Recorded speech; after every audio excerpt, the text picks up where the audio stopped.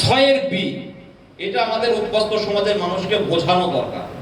কিন্তু দুর্ভাগ্য হচ্ছে আমাদের উদ্বাস্তু সমাজের মানুষরা একবার বাংলাদেশ থেকে সব ছেড়ে ছুড়ে এখানে এসছে, দরকার হলে এখান থেকেও ছেড়ে অন্য কোথাও যাবে, কিন্তু এগুলো বোঝার জন্য সময় তাদের নেই।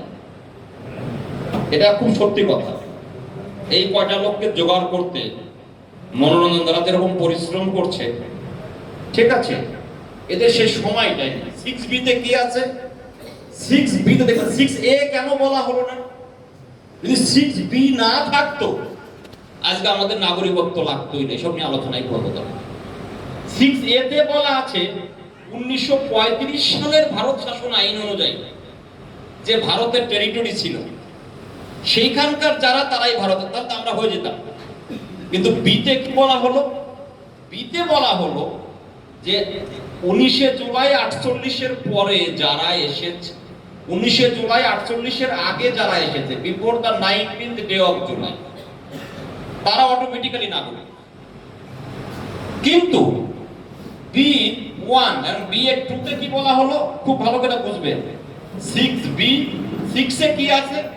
6 আছে rights of citizenship of certain person who have migrated to India, যারা ভারতে মাইগ্রেট করে আসে। অনেকে বলে আমার তো মাইগ্রেশন সার্টিফিকেট আছে। মাইগ্রেশন সার্টিফিকেট মানে কি? তুমি ওখান থেকে এখানে মাইগ্রেট করে আইনত আসে, এই তো ব্যাপার, আর তো কিছু না। মাইগ্রেটেড মানে নিজের দেশ ছেড়ে আরেক দেশে এলাম। আসার পর ওয়ানে বলা আছে তারা 19 জুলাই 48-এর আগে এসেছেন। পল্লবটা দেখতে পাচ্ছেন না কোথায়? না, তাহলে আপনি এখানে বসেন, ভালো হবে। এখানে বসেন, ভালো হবে। 19 জুলাই 48-এর আগে যারা এসেছেন দে আর অর্ডিনারি রেসিডেন্ট অফ ইন্ডিয়া, তাদের কোনো কন্ডিশন নাই। কিন্তু বিতে কি বলা আছে? 6 এর B1 আর 6 এর B2 তে কি বলা আছে? যারা 19 জুলাই 48-এর পরে এসেছে তাদের নাগরিকত্বটা কন্ডিশনাল, তাদেরকে আবেদন করে নাগরিকত্ব নিতে হবে। কন্ডিশন হচ্ছে অ্যাটলিস্ট 6 মাস আপনাকে ভারতবর্ষে থাকতে হবে। তাহলে যারা আমাদেরকে বিভ্রান্ত করছে মোদিজি কি আইন করলো, আনকন্ডিশনাল নাগরিকত্ব কেন হলো না? আরে ভাই, মোদিজি সংবিধানকে বাতিল করা যায় না, মনে রাখতে হবে সংবিধানকে সংশোধন করা যায়।